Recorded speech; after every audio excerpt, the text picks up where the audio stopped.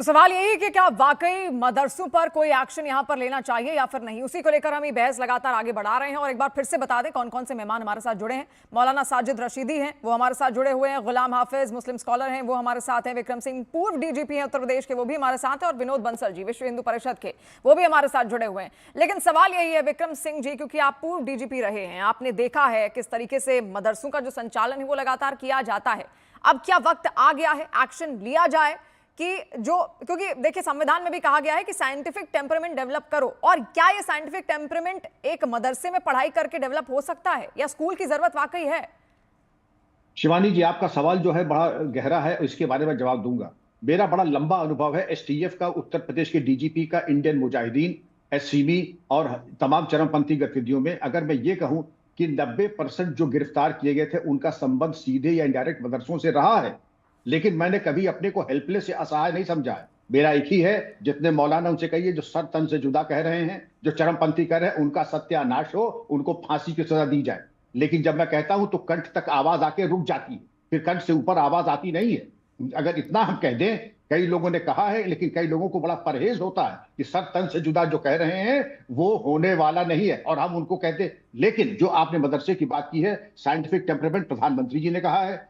एक हाथ में कुरान, एक हाथ में कंप्यूटर, ये प्रधानमंत्री जी ने कहा है। लेकिन अगर आप एक हाथ में अमोनियम नाइट्रेट और एक हाथ में आरडीएक्स लेके चलेंगे तो ये मान के चलिए सुरक्षा एजेंसी यहाँ पे हाथ धरी बैठे नहीं है। पहले भी मुंह तोड़ जवाब दिया गया था और आगे और बड़ा मुंह तोड़ जवाब दिया जाएगा, क्योंकि जो प्रहार स्कीम आई है वो इसीलिए आई है। जहां कहीं इस तरीके से कुकुरमुत्ते की तरह किसी ने सर उठाया तो जो कुकुरमुत्ते का हाल होता है वही चरमपंथियों का हाल होगा। जी विक्रम सिंह जी, और हमारे सहयोगी इस वक्त विवेक गुप्ता भी हमारे साथ जुड़ चुके हैं, जो बॉम्बे से ही हमारे साथ जुड़े हैं। विवेक, आपसे समझना चाहेंगे, नीतीश राणे लगातार कई सारे बयान मदरसे को लेकर दे रहे हैं, कार्रवाई की वो बात कर रहे हैं। ऐसा हुआ क्या कि एकदम से उनके ये बयान यहां पर सामने आने लगे? और वो तो उनका ये भी कहना था कि हम एक एक्शन प्लान तैयार कर रहे हैं, इस पर विचार हो रहा है। क्या हो रहा है वहां के मदरसों में ऐसा? देखिए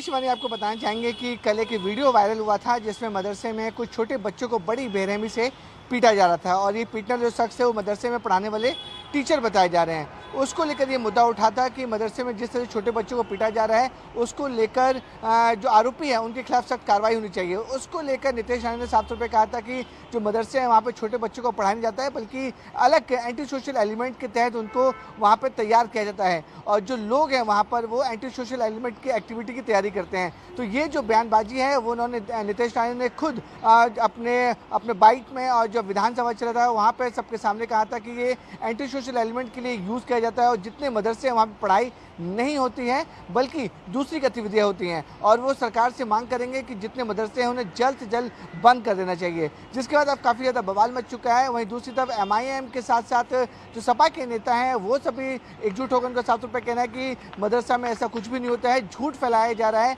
और मदरसा में बच्चे जो हैं वो तालीम लेते हैं, पढ़ाई लिखाई करते हैं। उसको लेकर अब विरोध प्रदर्शन शुरू हो चुका है। कांग्रेस के नेता अमीन पटेल भी साफ तौर पर कहते हैं कि वो खुद नीतीश राणे को चाहेंगे कि वो मदरसा उन्हें लेके जाएं और वहाँ जाके दिखाएं कि पढ़ाई क्या होती है, कैसे डॉक्टरिंग जो बनते हैं। लेकिन साफ तौर पर किस्त पिस्त कुछ दिनों की बात की जाए तो कुछ एजेंसीज ने भी कुछ लड़ा सके थे जहाँ पे एंटी सोशल जो एक्टिविटीज़ होती रही थी। उसको लेकर बीजेपी के नेता और मंत्री नीतीश राणे काफ़ी स्ट्रिक्ट हैं। उनका साफ तौर पर कहना है कि ऐसे मदरसे जो एंटी सोशल एक्टिविटी करते हैं उनके खिलाफ सख्त कार्रवाई होनी चाहिए। शिवानी, ठीक है विवेक, तो सख्त कार्रवाई की बात यहां पर लगातार महाराष्ट्र मंत्री नीतीश राणे हमारे साथ जुड़े भी, उनको भी आपने यहां पर सुना, वो यहां पर हो रही थी। गुलाम हाफिज साहब, क्योंकि मुस्लिम स्कॉलर आप रहे हैं, आपसे समझना चाहेंगे। देखिए, मैं हमेशा से इस बात की पक्षधर रही हूं कि धर्म की जो दीन है, जो शिक्षा है, वो जरूर मिलनी चाहिए, बिल्कुल देनी चाहिए। लेकिन मैंने विक्रम सिंह जी से भी यही सवाल किया था कि जो साइंटिफिक टेम्परामेंट की जो बात आती है, क्या मदरसे की पढ़ाई सफिशियंट हो जाती है फिर उस लिहाज से, या साइंटिफिक टेम्परामेंट डेवलप कैसे होता है मदरसे में? देखिए, डिबेट में जब लोग बैठते हैं ना, तो आर्गुमेंट्स ऐसे करते हैं जैसे दो पक्ष के वकील हैं। अब हमारे पूर्व डीजीपी महोदय यहाँ बैठे हैं, और इनके संज्ञान में होगा, आपके संज्ञान में बिहार के होम सेक्रेटरी का नाम आप लोगों ने सुना या नहीं सुना? आमिर सुबहानी।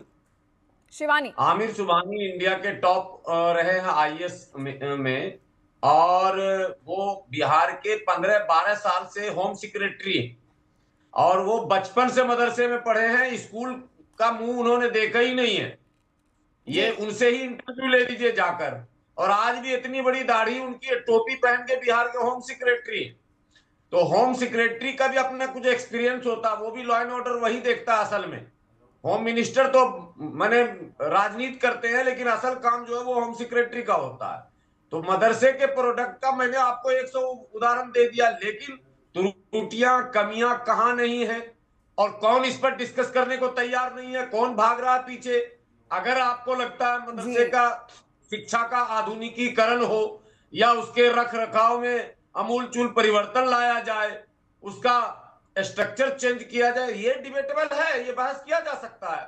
लेकिन आप कहते हैं कि आतंकवाद का अड्डा है। मैं कहता हूं कि भारत में जिस धर्म की दुहाई बार बार दी जा रही है, नीतीश राणे ने एक बात और भी कही अपने बयान में जब आप पूछ रही थी कि हिंदू राष्ट्र में मदरसे की क्या जरूरत है। नीतीश राणे पर फौरन मुकदमा होना चाहिए। माफ कीजिएगा, ये हिंदू राष्ट्र नहीं है, ये भारत है, इंडिया है, हिंदुस्तान है। यहां संविधान है बाबा साहब अंबेडकर का, और बाबा साहब अंबेडकर का हिंदू धर्म से कोई रिश्ता नहीं है। एक तरफ अंबेडकर बोलकर आप कार्ड भी खेल रहे हैं और फिर कह रहे हिंदू राष्ट्र है। तो हिंदू राष्ट्र में बाबा साहब अंबेडकर का नाम क्यों ले रहे हैं आप जी? ये कंट्रोवर्सी खुद उनके बयान में दिख रहा है। गुलाम हाफिज साहब, बहुत अच्छी बात आपने कही, बहुत अच्छी बात आपने कही कि अगर कुछ यहाँ पर गड़बड़ियां हैं, जो अनियमितताएं हैं, उनको बिल्कुल ठीक यहाँ पर किया जा सकता है। आप सब हमारे साथ यहाँ पर जुड़े, इस बहस का हिस्सा बने, आप सभी का बहुत बहुत शुक्रिया।